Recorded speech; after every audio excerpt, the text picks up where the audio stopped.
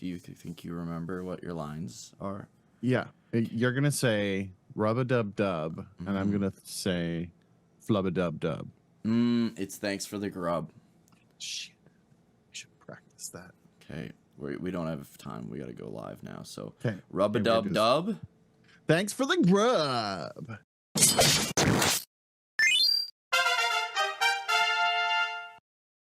Ladies and gentlemen, welcome to Relax Retro Talk. We are back, baby.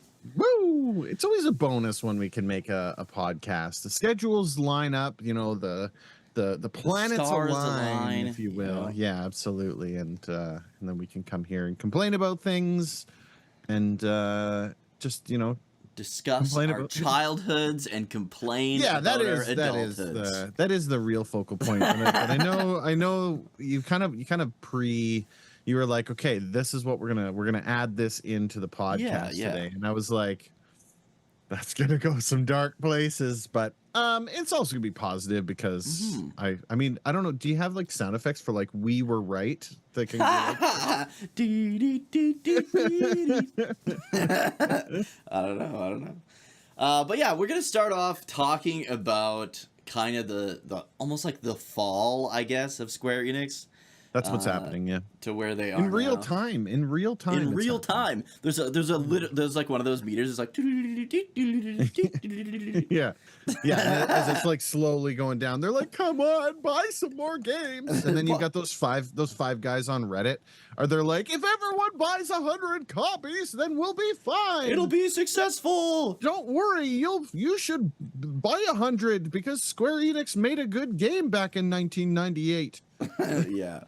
Yeah, Final Fantasy VIII. That's true. It's so hard not to point over here because usually that's where my cam is. But yeah, so for those of you that have no idea what we're talking about, Square Enix, I mean, first of all, still hasn't posted the sales of 7 Rebirth, which I mean, anytime they release a game, they always like post this once it hits like 1 million to brag about it and stuff like that. They haven't posted any of that stuff. They're being pretty hush hush about it, and understandably so.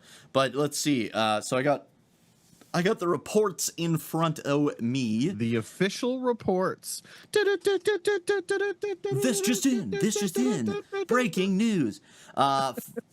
Projected sales were around 400 to 500 billion yen. So what that is let's see. They were like, we made this game and we expect we're going to make this much money for it. Yes. So let's see. Oh no, let's go with profit. Let's go with profit instead of sales. Profit makes sense. Yeah. So their projected profit was 60 to 70 billion yen. Okay, 60 to 70 billion yen was the projected profit.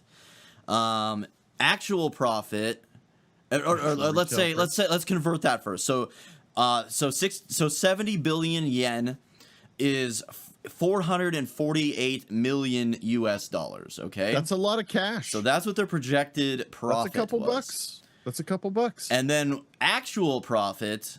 So remember, 60 to 70 billion projected. Actual 32.5 billion. Ooh, so not even half. Not even half. Maybe. No, it's not half. Because when you convert it to US dollars, that's 208 million. So I mean, that's still a lot of money, right? It is. It's not like they didn't sell any. Yeah. But they didn't get anywhere near what they were expecting. Exactly. And the kicker here is this is fiscal year, and their fiscal year ended, I think it was the end of March or something like that. So it was either beginning of March or end of March. Either way, it ended up that Rebirth was part of this fiscal year. Okay. And I think it was like Final Fantasy 16 and like Forspoken were the previous fiscal year. Forspoken was so bad. And and the previous year did better than this one. Well, I mean, so we said I had talked to, I can't remember if it was the last podcast or the one before, but I had specifically said, listen, the numbers for Rebirth should be lower than Remake. Oh, yeah. And the reason for that is because people like me bought Remake thinking that it was what it was supposed to be. As advertised, a remake. you get one of those out of me, right? Yeah. So when they announced Rebirth, I was like, okay, I'm listening. How is it going to be? And they were like, oh, it's not going to be anything like Remake was, except it's a bunch of side quests and the plot ghosts are back. And don't worry, everything comes together at the end. Spoiler, it doesn't. It was just a big flop. And so people like me who love OG Final Fantasy VII, I have no interest in that game. I've got no interest in playing that game because it puts nothing on the plate for me. Exactly. Right? I will probably jump on board with that game sometime down the road when it comes to Steam and I can get it for like 80% off. Yeah. And then I'll play it, right? But I mean, I'm not lining up to pay $100 for that game. No. That is not $100 game in my opinion. And I think that should be the wake up call for Square Enix. It's not going to be, but I think that should be the wake up call for Square Enix, where they take an absolute guaranteed hole in run. Hole in run. I was trying to say home run and hole in one and crush them together. It's a hole in run. Slam in run. So, I mean, they had an absolute guaranteed home run with remaking Final Fantasy VII if they would have just left it alone, right? Mm-hmm. If they would have not added in all of the extra stuff, that changing the story and doing all that, if they would have just re-released the game. And a lot of people are like, oh, we played that game a billion times. Well, you haven't played this one where they have updated the graphics. Look, changing the battle system, I'm okay with that even too. I would have been perfectly fine with that if they would have left the story alone. Mm-hmm. But as soon as you change the story, you change the game. It's not the same game anymore. Exactly. So now it's a different game with Final Fantasy VII sticker put on top on the title card. And I got to tell you, I'm not interested in that. So to throw, not only for me would it have been just $100 for the game, but I would have had to buy a PS5, which I would have done if it would have been an actual Final Fantasy VII remake. That would have been the time I would have jumped on board with the PS5. So I think not only is Square Enix losing out here, but that's where Sony's losing out too. Yeah, absolutely, because they've got the exclusivity rights and thought it was going to be a big system seller, and obviously she ain't. Unfortunately not. I think it was outsold by Final Fantasy 16 too, wasn't it? Yeah, it was. Yeah, Final Fantasy 16 outsold it. Which is like, it's funny. I'm sorry, Final Fantasy subreddit, to call you out twice in one podcast, but the subreddit all of a sudden flipped. They were like, 16's the best game they ever released, blah blah blah, and then 17 Rebirth started coming out. They're like, 16 sucks, buy 17, buy 7 Rebirth. Well, I mean, that's basically what it is. But buy 7 Rebirth, it's so much better than 16. And then there was this infighting of people who were like, no, 16's great, no, 16's terrible. And then now it's like, well, those of you that said 16's terrible but 7 Rebirth is great. Well, the numbers kind of don't really lie about that. Sounds like they're both not great games. Well, and I know even like a lot of people that were all hyped on 16, they're saying like 16 was pretty forgettable. Like, 100%. The only people, so I do have a few people who are like, this game was fantastic, and I always have one follow-up question for them. They're like, oh, Final Fantasy 16, what a fantastic game. I'm like, did you like the Devil May Cry games? They're like, oh yeah, big Devil May Cry fan. I was like, obviously. That makes a lot of sense. Yeah, exactly. It makes sense you like Final Fantasy 16 because it's basically a Devil May Cry game. Yeah, it's not a Final Fantasy. It would have been great as a spin-off, honestly. Like, I think so. I enjoyed Stranger Danger, like Stranger of Paradise for what it was. I think if they would have done the same thing, it's fine, because I mean, at least that way it's a side piece kind of thing, right? I would like them to do because like we got like Dragon Quest Heroes 1 and 2, we got Hyrule Heroes. I would like them to do a Final Fantasy one. Heck, you know what? I would like them to do a Dragon Quest Final Fantasy crossover like Heroes. That would be really cool. That would be fucking awesome. You have like all the good guys and then the villains and stuff, and then some of the villains you could like recruit to play as yourself. That would be really dope. Awesome, dude. I love those kinds of games for some reason. I guess the thing for me that I don't understand about Square Enix is how they can look at the success of Dragon Quest XI and then go, nobody wants JRPGs anymore. Right? Well, like, even like the new Yakuza games are selling like hotcakes. How can you look at those games and the success that they have and be the JRPG? Be the JRPG. When someone says, hey, I want to play a JRPG. That's likely going to be the series you're going to be recommended. How Yeah. could you look at those other JRPGs and be like, nah, we don't need to do that anymore? Right? Yeah. Like, I get it that it probably takes a lot of work, and I get it that it's probably really expensive and it takes a lot of time. You think it'd be easier to make? But that's the secret to making good video games. You right? think it would be easier to make a turn-based JRPG than it would? I think like it would be slash. I think it would be mechanically easier to make that game, but I think as far as it goes to like ensure that the story's good and make sure like all of that piece, Right, and all they're the other long components. games, Yeah, right? They're okay. long, and so like they take a long time to do like all your testing and to do all of that extra stuff, like all of that compared to like Final Fantasy VII Fortnite. Right? Yeah. Like, I mean, you could crap those games out like this. Yeah. And true. if you're, as long as you're breaking even or making a little bit on top of breaking even, then where's the incentive to put the time and resources into a game that you might not break even? That's going to take up the entire time. I get it from a business sense, but that's the problem with this, with the gaming industry as a whole, right? You're seeing it literally across the gambit of all these companies that are like, don't worry, we'll make our quarter. Don't worry, shareholders, we'll make you money. And then now they're not really, though. The brand is just gone. Well, they're not. I think what happened is people started finally getting enough, which is it's amazing it took this long to get to that no point, doubt, right? yeah. Like this is way past the line. The line was way back there for people to jump off on this. But I think people are finally starting to wake up and be like, you know what? This isn't okay anymore. I don't want to spend $30 on a cosmetic skin. There's a lot of people who want to spend $30 on a cosmetic skin. Don't think for a second that that's dead. Yeah. But I think what's happening is the large scale gaming industry. We've been talking about this a long time on the podcast. Yeah. The large scale gaming industry went very corporate. And then when shareholders and they're like, no, we're got to make money, and money is the most important thing. It's not about the games, not about the art, etc. And then the indie games started coming up, and the money shifted. The money left the people in the corporate area and came down to the indies, right? Yeah. Look at the ones from what's the one that Dukey's crew just Animal put out? Well. Animal Well. Yeah. Look how amazing that game is going. For $20, that person is a millionaire. And it's just one dude did everything. It's just a guy. Yeah. Well, right? even like when Celeste kind of came out too, right? Celeste, it was like the same thing. Stardew Valley.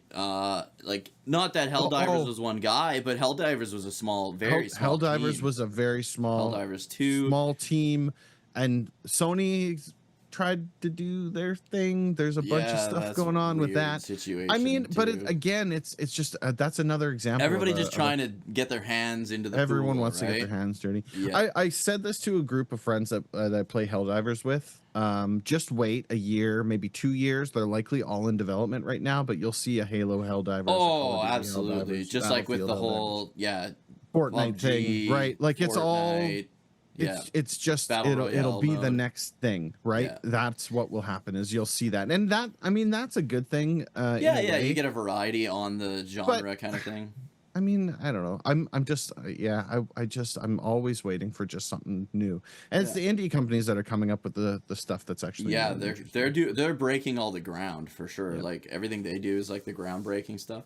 Shit, there was another one I was trying to think of that was an indie game that was like one guy and it was just phenomenal, but I can't think of it off the top. There's so many. I mean, Pixel Noir is a good one too, right? Noir, so that many one, good ones. Dynamite. There's just so many great indie games that and because there's so many of those indie games too, there's no reason people are running to do their $100 games for AAA titles, exactly. right? And for people who are listening and are like confused when we say $100, here in Canada, a brand new game is like $90. $89.99. Yeah, $89.99 plus tax. It's about $100 total.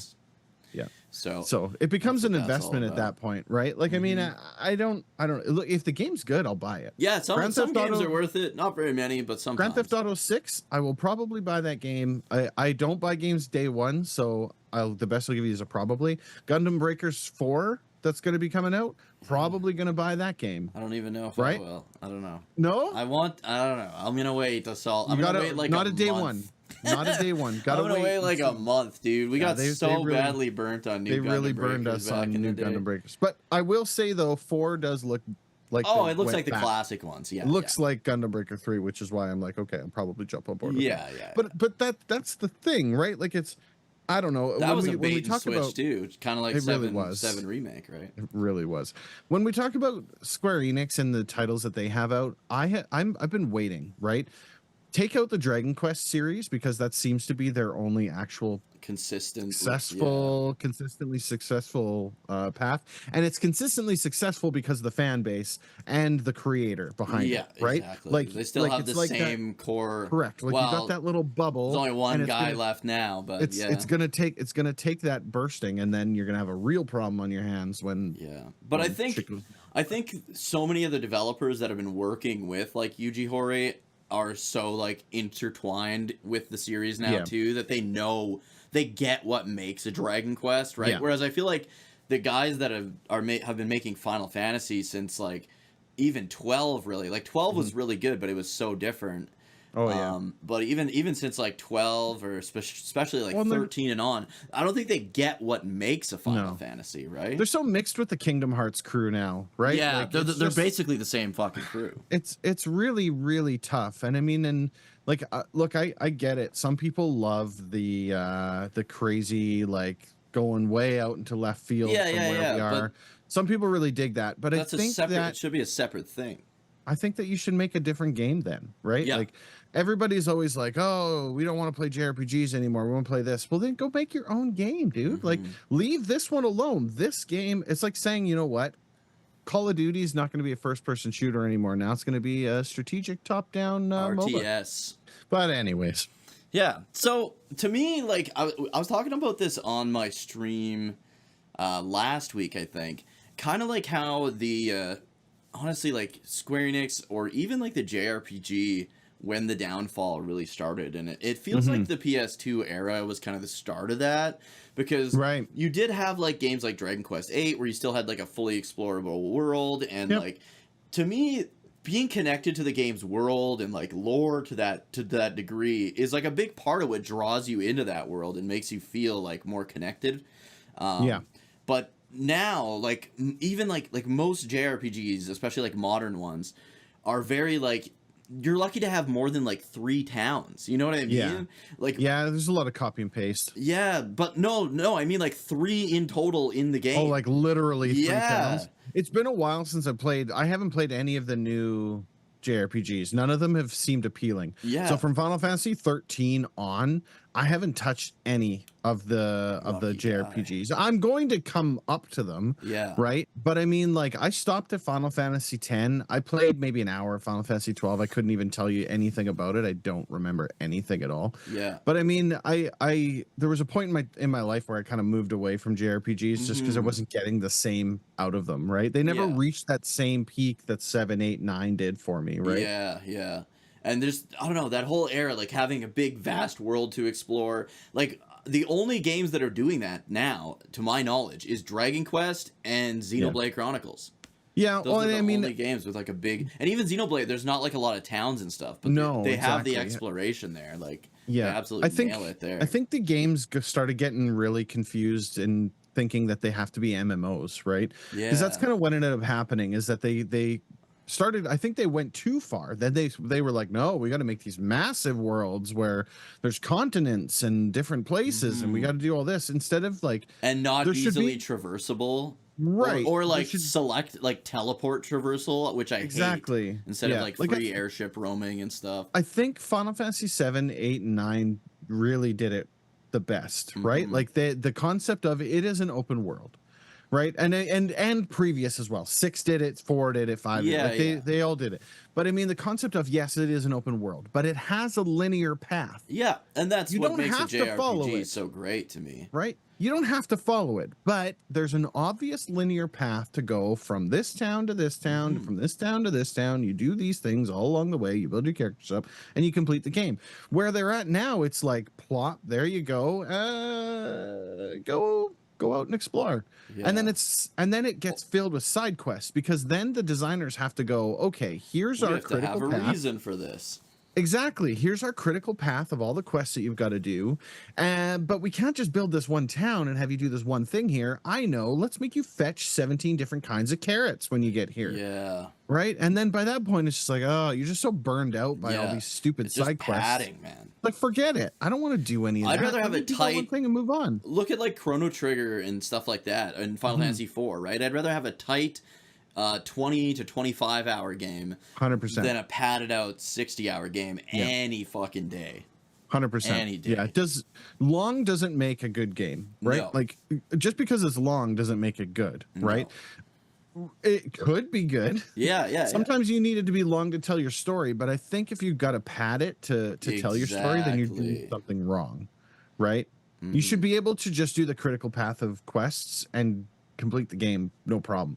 Doing the side quest should be something you want to do. I want to do these side quests so that I can build my guy up stronger, so that I can unlock all of the things, so that I can learn more about these characters, right? Like your party members and side characters. It shouldn't be like I can't move on until I collect all these carrots, because the gate won't open until the carrot guard opens. Dude, and that was why I hated fucking Torna. Like that one Xenoblade kind of DLC / side game.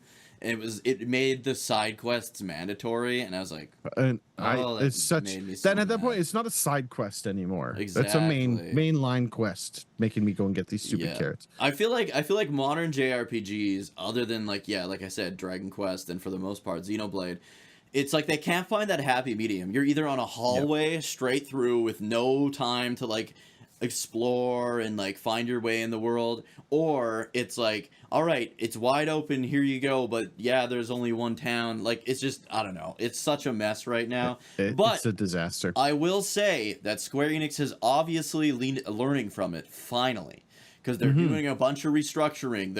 They're axing a bunch of these low cost, low budget games to focus which is great. To focus on their main series and stuff, and put their resources into finishing games like Dragon Quest 12 and all these new upcoming titles. I think there's always hope, right? Like, I don't mean to make it sound like I guess it's over, Square Enix is done. No, they're not done. They're always going to be making games, but the thing is that you're right. Like, they need to be focusing in on the stuff that is their bread and butter. Absolutely. You're gonna make Final Fantasy 16, then make it the best fucking Final Fantasy that you can possibly make it. You're gonna make Final Fantasy 7 remake, then give us the remake. Don't give us whatever the crap this is. I don't want to do 6 hours of Costa del Sol side quests. It wasn't fun in Final Fantasy 7 to sit around in Costa del Sol. You get in, you do your thing, and then you move on. Like, why would I want to sit around here and play beach volleyball? That's stupid. It's because then they can sell you beach volleyball, but then they can sell you another $90 game. It's just so ridiculous. I don't know how they're gonna do like 2 discs basically in the next release. I really don't see it happening. I think the people who are left on still buying the game are the ones that are going to buy it no matter what. And so it might not be 2 discs. It might be 20. It might be. Who the fuck knows, right? It might be endless amounts of short level DLC. Well, and that's just it. Like, at this point, I think they've proven that they're going to buy anything no matter what. So they might just be like, you know what? We're not actually going to release the whole game. We're just going to sell you the DLC for Rebirth, and it'll just add the next chapter, and you just buy that for $40 a piece. There you go. You can have as much game as you want. No problem. I can see it. I think they're trying to dial away from that too, though, because like they've seen like, remember when like Chocobo GP came out on the Switch and it was like the worst fucking experience ever. It was really bad. And like, I didn't buy it, but I did watch you play it. Yeah, I bought it and I like returned it the same day. And like, man, just like so many little projects like that they put zero effort into, and like it was just so fucking predatory. They're just trying to make money. That's what they just want. That's dude. At the end of the day, that's what they want to do. And I get it, they're a company, that's what they want to do, is make money. But before they wanted to make games that made money, right? Now they just want to make money. It doesn't matter how. They're going to release a mobile game. They're going to give you, virtual gambling. It's just it sucks to see. They're one of many of these big AAA groups that has massively fallen from grace. Yeah, dude. It's just, I don't know. It's an absolute disaster, and it's unfortunate that it's got this far, but I am glad that it seems like they're finally learning from it. So absolutely. But we can now return to the heyday of Square Enix when they were still kind of in their prime on the PS2. So I'll start with my first ever encounter with the PS2. Like, I knew it was coming out, but I didn't really know much about it. I was also that guy that, like, I always got the consoles like way after, like, basically when the next generation was coming out was when I would get my consoles usually. And I think the PS2 was probably the first console that I kind of got at like the year or maybe the year after it came out instead of like the tail end. $99.99. I think that was Dreamcast. But yeah, so like my first experience with the PS2. So my uncle and like cousins and stuff, they always had like a shitload of money. So I would always experience like a lot of my first consoles at their place or because of them. Like when I played like the Sega 32X for the first time, it was at their place and stuff like that, right? So for Christmas, we were at my grandparents'.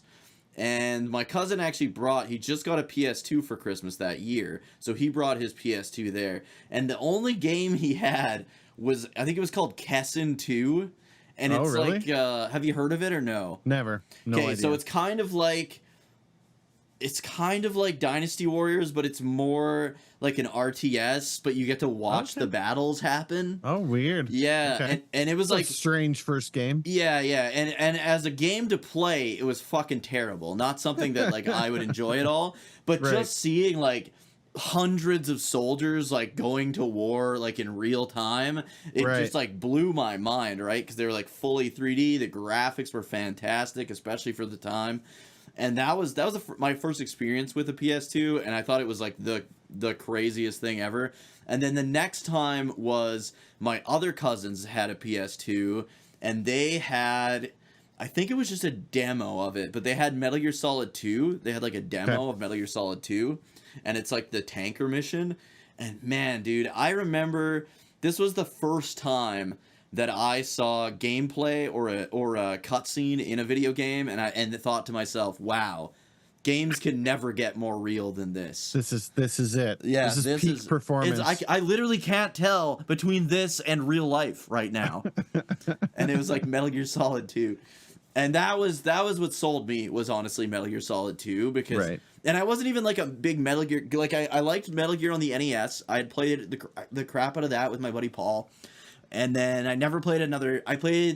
Paul had Metal Gear Solid 1, and I didn't like Metal Gear Solid 1. Okay. But Metal Gear Solid 2 was just like so good. And I feel like that's definitely what drove me to get a PS2, and was like one of my first PS2 games that I owned was Metal Gear Solid 2.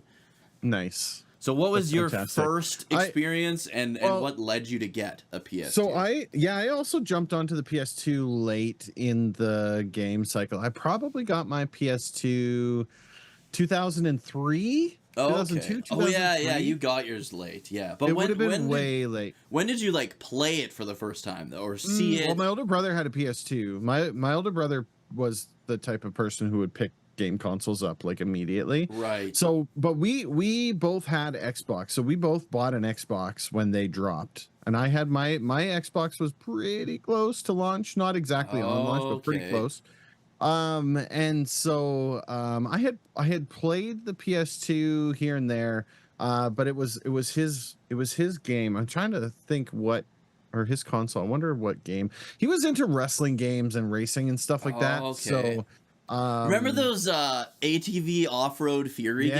Yeah, those games were so good on the PS2. So good. And I think everybody owned at least one of those games. I think so. Well, I mean, there was a pack-in at one point, I think. It could have been, I think it was. Yeah.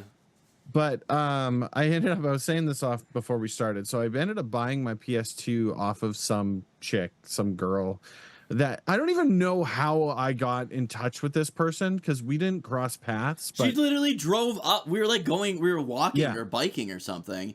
Yeah. And she drove up and like stopped her car next to us. Yeah. And so did I buy in that moment? Was she like, do you guys want to buy a PS2? You were like, Yeah. I think that's how I think you said happened. like how much. Because I was trying to remember, right? And then she was like, "How much do you have on you?" I was like, "I don't know, $20." She was Yeah, like, that's what it "Sold." was. That's what it was. I'm pretty sure that's how it was. And I was like, "There's no way this works." But I gave it $20. I got my PS2, and it was the console with there was no controller. So it was the console, the power cable, and the AV adapter, and that was it. Right. And I was like, okay, well, whatever.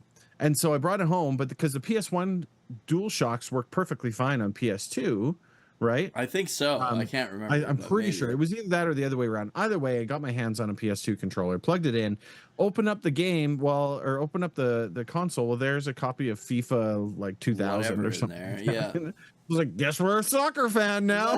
Right, because that was the only game you had. It was the only game I had. Because it was like forgotten in the console. Yeah.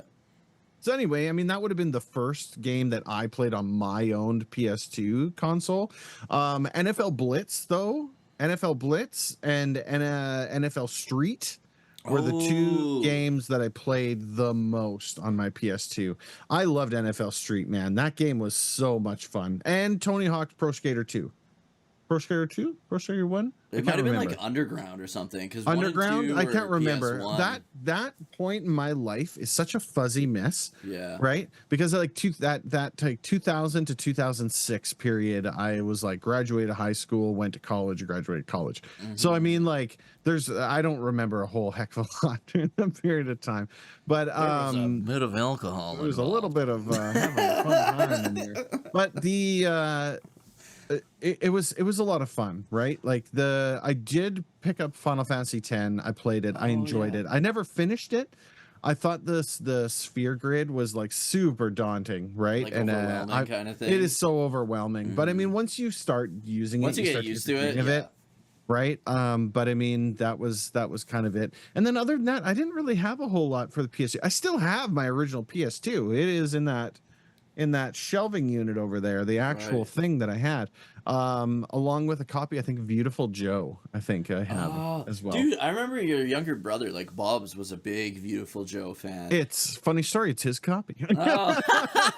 Dude, so a lot of my PS2 game experience that wasn't like in my niche was your younger brother Bob's, because like he was like that big like 3D platformer PS2 guy, right? Whereas I was like JRPGs and like I don't even know what the fuck else I played. Metal Gear, fighting games. That was when I was like kind of in that fighting game kick again. King of Fighters. Yeah, a lot of the King of Fighter games. I remember you playing a whole lot of Metal Gear Solid 2, like a ton of Metal Gear Solid 2, and the second one where you play as the guy with half a mouth and a sword in his mouth. Oh, Raiden. Yeah, that's is that the same Metal game? Gear Solid 2. See? Yeah, I mean that's what I remember. Metal Gear Solid 2 and Metal Gear Solid 3. I played so much back then. I remember being able to beat. I think it was 3. I used to be able to beat it in.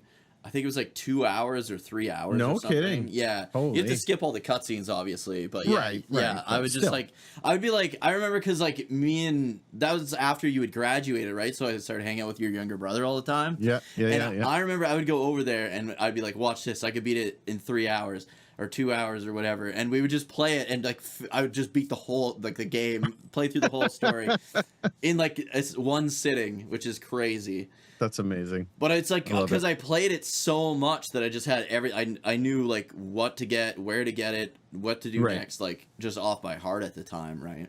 Yeah. The PS2 was an absolutely bombshell system, right? Yeah. It's the epitome when I think of like how game companies did their next gen correctly. I often think of the PS1 to PS2. So the PS2 was basically a PS1 that was more powerful, fully backwards compatible. You could use all the hardware. You could use the memory cards. You could use everything. So you did not need your PS1 anymore. Yeah. You could replace it with the PS2. And they tried to do it with the PS3, and then they ended up going like, you know what? Forget all of that. Yeah. And they ended up pulling the backwards compatibility. Yeah. You can still play PS1 games on the PS3. Yeah. Which is weird. they did such a good job with the PS2. That was something that I was like, yes. It was their first system that was online with the use of a broadband adapter that you could buy and put onto the back of it. You could play SOCOM and Call of Duty 3. Yeah. SOCOM was really what took off with that. That was their main multiplayer kind of flagship. I remember Paul had Final Fantasy 11 and he killed 2 PS2s because he would just let them run 24/7 and you could just burn them out. Yeah, dude. And I remember, so the second one he killed, was it when we were living together? Like, I think he was still playing it then after I graduated. And I just remember, like, you'd go in, like, his bedroom and you could just hear the PS2 fan. Like, it was so loud, dude. Yeah, he just burned him up. But he played the shit out of that game. He's still playing that, I think. Yeah, he is. Sure he said he's actually still playing it. Yeah, him and one or two of his friends that have been playing the game forever are basically making a private server with all the things they want and getting rid of all the stuff that they don't want. Yeah. So, which is, I mean, that's a testament to a good game. Yeah. Yeah. Somebody who like really enjoys loves it, the game. But it was nice, because getting back to the previous point, so I'm not a 3D platformer guy, right? No. So I wouldn't have, I guess, experienced any of those like 3D platformers and stuff.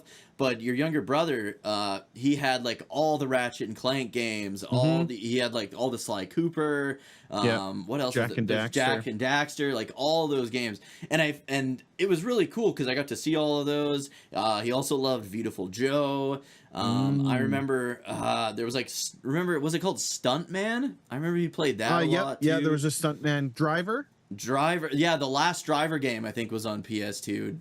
Yeah. And then fuck, what was it? Oh, that's I think where the Burnout series started, was PS2. Burnout was on PS2, yeah. It was. Like there were so many. I think the PS2, like that generation, like even I'm going to include Xbox and GameCube in there as well, and Dreamcast, of course, is the last generation where games were made to be fun. You know what I mean? 100%. Like you had these great story-driven games, but you also had these games that were just made to be a blast to play. Just fun. Yeah.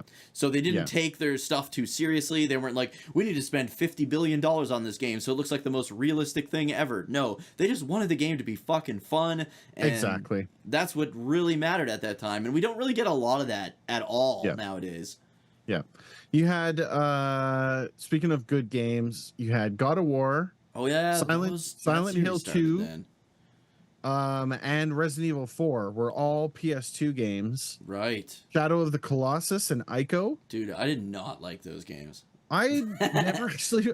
So it's funny. I have copies of them for my PS3. Never played them. Oh, I have. They're supposed to be amazing, but I bought Shadow of the Colossus because everyone like hyped the game up to the moon. Everyone has told me how amazing of a game it is. Yeah, and it is the most boring shit. So like it's like if you have like an open world with nothing in it, and there's the only thing that's in it is like 8 boss fights. It's like one of the first Souls games. Basically, except the boss fights are like literally the same thing 8 times. It's like, oh my god, I hated it so much. What about the dawn of Guitar Hero? Oh yeah, that's where that started kicking off. That's where that started.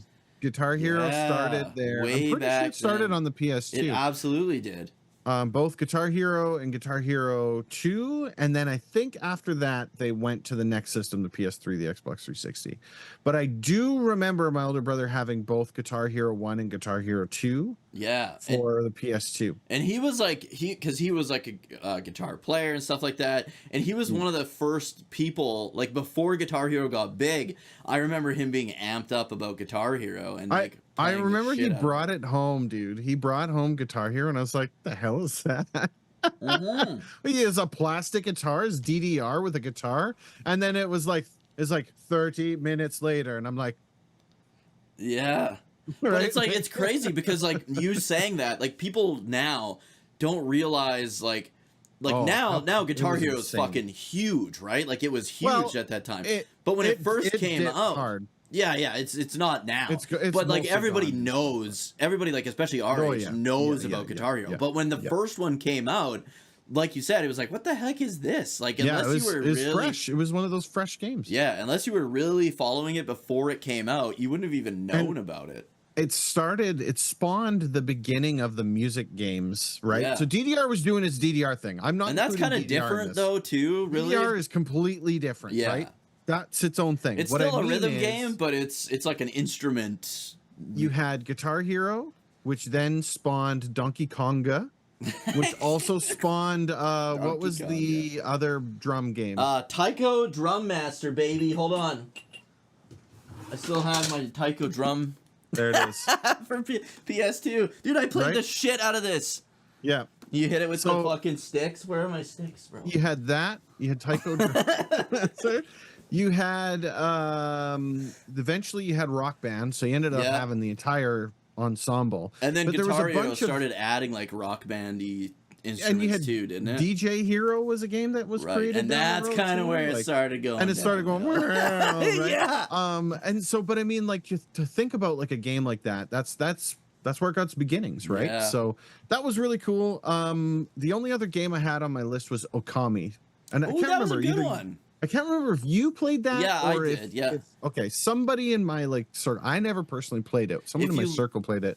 If you like that Zelda, kind of if you like Zelda style, like 3D Zelda games, you'd love Okami. And it was apparently supposed to be just a phenomenal story too. So yeah, that kind of I like that kind of like hand drawn, like that painted kind of. They re-released it on the Wii, and I feel like that's the way to play it because like you got the instead of waggle controls, because you had to use the.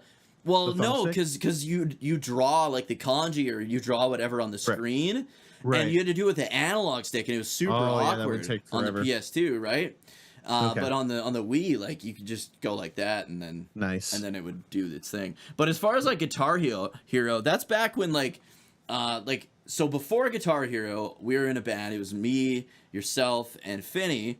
Finmeister. And then after you moved away, it was me, Finney, and your younger brother. And then it was me, Bosley, and your younger brother. But anyways, me and your younger brother also had like a side band, and we would just do like fun songs, half of them like improv. And it was actually... The name of the band was actually kind of named after one of the like made up characters from I think it was the first Guitar Hero. Right. Yeah. Yeah, we were called Johnny Napalm and the Flaming Erection. Johnny Napalm. Yeah, and Johnny Napalm was like one of the Guitar Hero characters or something like that. Yeah. But it's a nice little bit of trivia. A little bit of trivia. For all the trivia masters out there. I mean, what do you say? The PS2 has to be one of the best-selling consoles. Was it? It is. I think it is. It's still the most successful console of all time. What do you say about the system? I mean, everybody had one, and it had everything, like every genre. It was everything. Fantastic. The only way they could have possibly made it better, right, would have been to have 4 controller slots on it. Yeah, but they had a perfectly honest. Well, and to be perfectly honest with you, how many times were we actually playing 4-player games at that point? Yeah, no doubt. Right? Yeah. The OG Xbox had 4 controller ports on it, right? And they were almost never used. There was not a lot of games. Parties, but we'll get to that in the Xbox episode. That's right. There wasn't a lot of games. There was some games, but I mean, it was definitely not the kind of standard that they hoped that it would be for them to put the money into creating that. This is also, by the way, the end of wired controllers too. Yes. Right? This is the final set of consoles that uses wired controllers. From this point forward, you had the GameCube that brought out the Wavebird, and then both Xbox and PlayStation tried to mimic that with third-party controllers. It wasn't. Theirs weren't nearly as good as it wasn't official controllers, but and then you went the PS3. I thought took so many steps backwards, where the PS1 to the PS2 was a literal 100% leap forward. Yeah. And the PS2 to the PS3 almost felt like they took some steps backwards instead. Really, right? Yeah. Because they kind of hacked out some of the stuff. They made multiple versions of it, blah, blah, blah, blah, blah.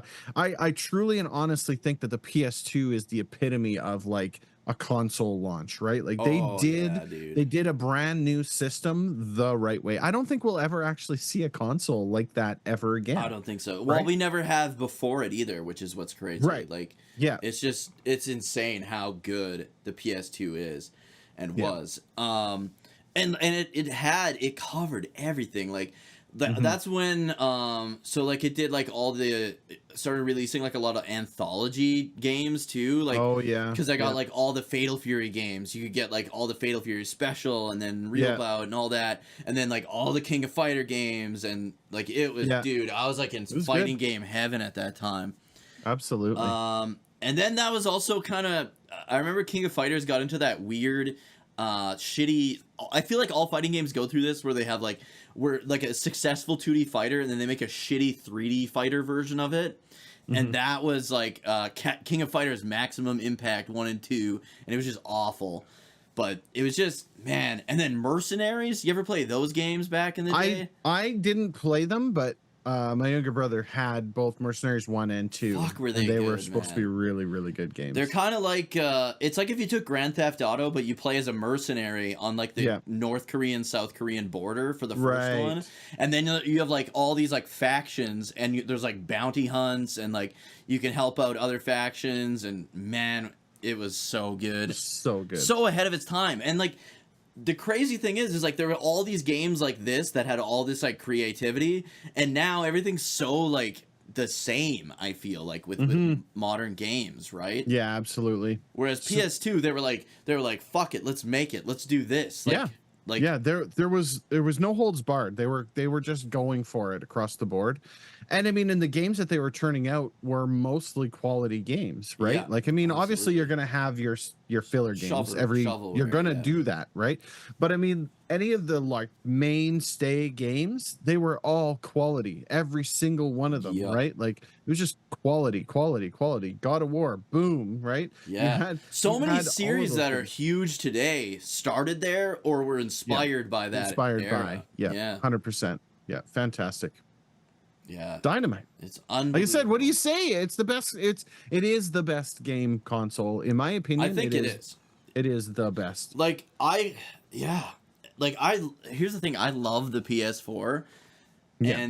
But PS4 is really good. A strong thing that the PS4 has going for it is there's a lot of remastered PS2 games on it, right? Yeah, that's right. Yeah. So that's adds to the library. The last thing I kind of wanted to talk about was how like I've been a Dragon Quest fan like seemingly all my life, but after Dragon Quest 4, the series kind of dropped off the map, right? Like after Dragon Warrior 4 on the NES, for fuck's sakes.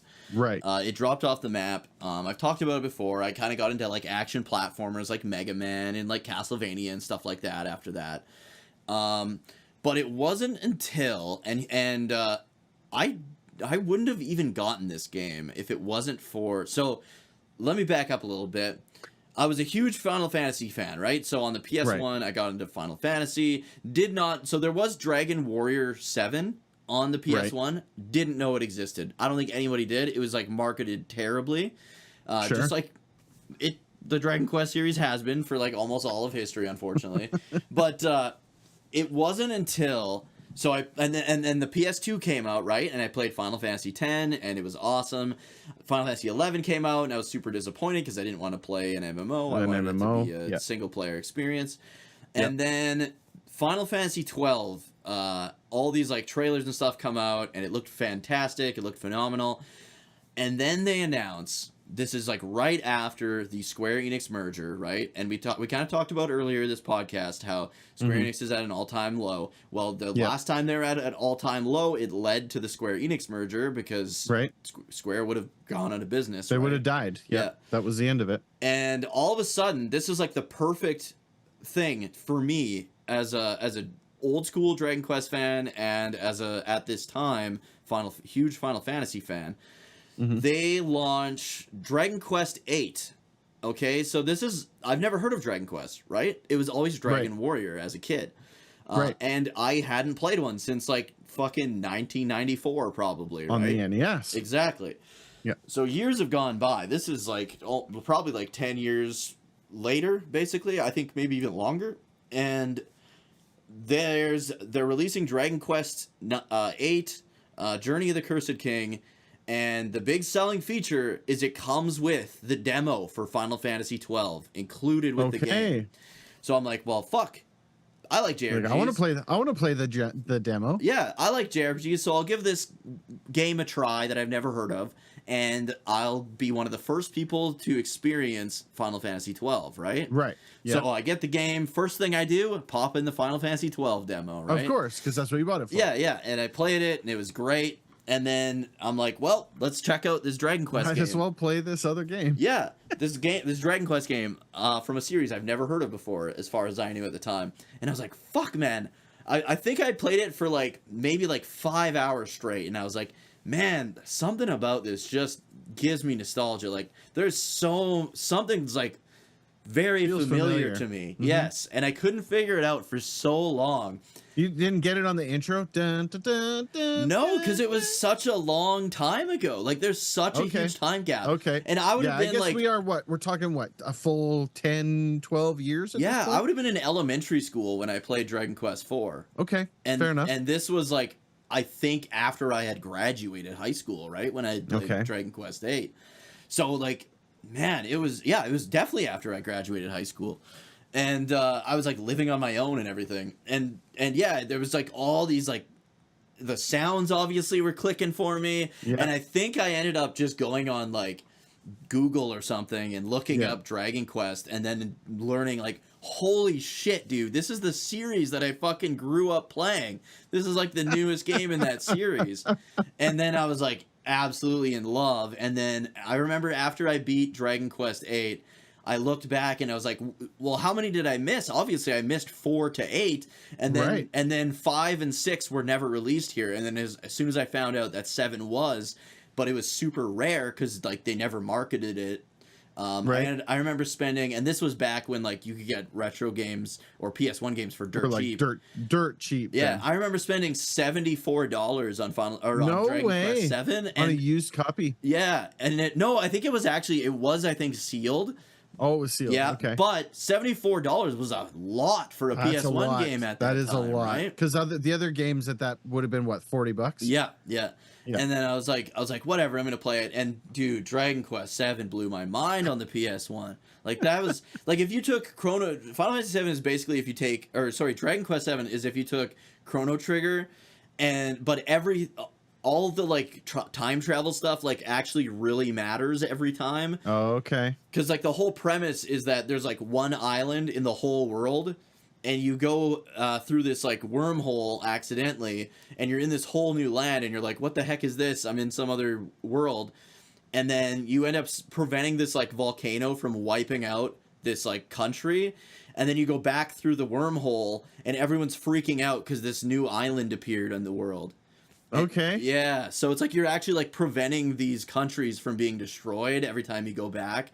But the first time it happens, you don't realize you're going back in time. Right. So it's like it's so well done, and it's such a long game, but it's so like engrossing and like engaging, and like you just want to explore everything and help everyone. And that's what really got me back into the series. And then after that, I just remember replaying Dragon Warrior 1 on the NES because there was no like re-releases yet. I wasn't huge into emulation at that time, so I didn't know about like the Super Famicom remakes. So I remember playing Dragon Warrior again, and then I played Dragon Warrior 2 and 3 for the first time, and then I replayed 4, and I was like, man, because like 4 was like the bomb when I was in elementary school, right? And I was like, this one still fucking holds up, right? And then I think I played 8 again right after finishing Dragon Warrior 4. Because you're like, okay, this is it. I want to go, I wanted to go into it fully feeling that like nostalgia connection, because the first time I played 8, I was like, it was like confused nostalgia or something. Well, yeah, 100%. And it's funny because you're absolutely right about them not marketing it well. Because I had, if it weren't for you, right? Because you've always been a giant Dragon Quest fan. If it weren't for you, I wouldn't have even known Dragon Quest existed until Dragon Quest 11. Right? Because I think 11 out of the entire series was promoted the best. Is like the most like well known, right? It's Dragon Quest 11. That and 9, because they really on the DS even they 9, man? 9 a lot. No idea. Still wouldn't have even heard about it. Because your younger brother actually had 9, and we played co-op for a bit. I remember. But did he have 9 because you told him about it? I don't know. I think he did. It might be. I think he did, and because that's like I'm saying is like you would have been like, no, you go. I played Dragon Warrior for the first time because you're like, you need to play this game. It's fantastic. It's a lot of fun. Dragon Quest 11 is your Final Fantasy 7, right? Yeah. Like that is the famous one. Yeah. That is the one. Well, that, 8 might be more famous, but it's possible. But 11's right up there. But like everybody knows that this game exists. That's kind of what I'm getting absolutely. At, right? And so to have that, to get to the back to the PS2, to have that kind of kickoff point again, with that, because I think from that point forward, from 8, they had some success, and they were like, okay, we could do something with this game, and then all of a sudden now they're flying again, right? That's amazing, right? I like I said, there's no way I would have never known about Dragon Quest 7. I would have never known about any of these Dragon Quest games. It's a shame that they don't advertise them better. And so I am looking forward to eventually trying 7 and 8 and playing them, right? But. Yeah. And then the last thing I wanted to mention was the Star Wars Battlefront games on the PS2. I forgot about those games. Those were fun. Good, dude. Couch co-op. Yeah, dude. You can play through the whole epitome story. of couch co-op at that point. They really, I feel like, and then they tried to re-release them. Yeah. I don't think they did very well. The second one, like, they fixed with, like, all the... They took all the stupid loot box stuff out, but... Yeah. No, I mean like the right, the re-releases, like the remasters. Re-released the classic ones. Yeah, I think, but and then they kind of botched it. I think they fixed it now. I think they patched probably. The they usually do, but that's again leaves just such why not to shit stain on the reputation. Why you should never buy games day one. Like forget day one. You're gonna let other people make those mistakes. You're gonna sit back and wait till they get fixed. Look at what they did to Crystal Chronicles. Yeah, they still haven't fixed that. Like, they just ruined it, right? And I'm glad that we ended up not buying it because of that. Same. I've had people say, like, I mean, people say it all the time, that they're like, we want Dragon Quest 9 on the Switch. And I'm like, I do, but I think they would fuck up the online thing like they did with Crystal Chronicles. And then it would be, like, relatively unplayable.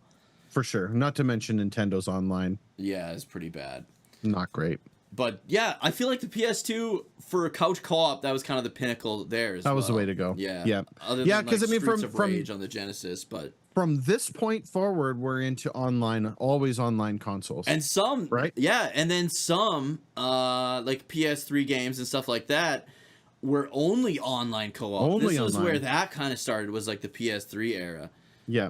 Yeah, the dawn of the unplayable games. Yeah. Right? Like or the on-disc DLC. Like there's games. When people found that out for the first time, how many people were like freaking the fuck out. It's insane. And now it's like normal. Yeah. It's just how gaming works now, right? Yeah. Like day one DLC, season passes and launch. They're selling you DLC before they even make it at this point, right? I remember people boycotting like Capcom in the PS3 era because of the on-disc DLC. Like, you bought the game, it's on the disc, you have to pay more to unlock it. Yeah. It's ridiculous, you know, like when we jump here from PS2 into PS3, Xbox 360 and the Wii. It's going to be DLC, but we didn't. Well, no. See, that the funny thing was at that point, Nintendo was like, "We don't do that. We will sell you virtual console games." Internet? I think Nintendo was 100%, and they were dynamite for making that decision. I think that's why a lot of people bought the Wii. But then the Switch came along because they did the Wii, the Wii U, and then the Switch. And even on the Switch, they kind of started. They were like, "We're not going to do DLC." And then they're like, "We could make a lot of money with DLC." Right. But they don't do it to the extent as like other. Well, I guess the Mario Kart one. They do so much DLC. They're like, we don't need to make Mario Kart 9. We'll just sell you a bunch of the old courses for $60. What's kind of no problem. What's kind of funny is like now that you put it that way, I feel like Nintendo now is hitting what like all other gaming hit at the tail end of the PS3 era. Yeah, they're always a little bit behind. Yeah, but they're hitting that like everything's DLC and like but they're hitting it now, whereas everyone else hit it on like the tail end of that PS3 era. Yeah, and it's sad to see, right? It's sad to see games like Pokemon with freaking DLC packs in them, right? Like it's stuff like that where you would have hoped that they would have gone past it, but I mean that's I don't know, that's something for a future topic, I guess too. But the PS2, they did it right, man. I really think thinking back, they definitely. I would have said that the Xbox was better, but I mean that's only because I had one, right? Yeah. But I mean, thinking back to just even the improvement over the PS1 alone, let alone what you got for that PS2, the price point of that PS2, the game selection of that PS2. You had a DVD player too, like, right? Everything about it they did correctly. The only thing that sucked about the DVD players, you had to use the controller to control it, unless you bought a remote. I never had one, but I always wanted one because it's so annoying to use. The Xbox 360 came with a remote in the box. Oh, really? And then they ended up scrapping that because obviously that's how it works, right? So. Yeah. But yeah, next episode will be on the original Xbox, which I didn't have a whole lot of experience with. That was my first owned console. My really owned, like where I was the owner of that console. That was the first one. It was good. That'll be a good one memories. Because I had the only experience I had was like playing with you and Finney and going to like LAN parties and stuff, which was something like I had never done until like Halo and shit like that. So much fun. Yeah. If you guys enjoy these podcasts, please remember to like, subscribe, turn notifications to all. Check out all the past ones. We got a ton of them. Check us out on Twitch. I'm at twitch.tv/Dukey03. Twitch.tv/DG Online. It's probably right here. Do the things, click the things, comment, tell us your first experiences with the PS2, some of your first games, your favorite PS2 games. I want to hear your favorite games on the PS2 because I have a PS2 sitting right over there. I wouldn't mind playing some games. I bought a copy of Burnout Revenge to play, and then I was like to play on stream, and I was like, can't play that on stream because copyright music. Yeah, you can toggle the music off. I know, but the music is like it's part of the experience. Music was part of the game, right? I think if you take the music out of Burnout, it's not the same game. Just like Crazy Taxi, right? You can't play Crazy Taxi without the offspring blaring in your head. Yeah. But yeah, guys, thank you so much for watching or listening, and we'll catch you next time. Have a great one, everyone.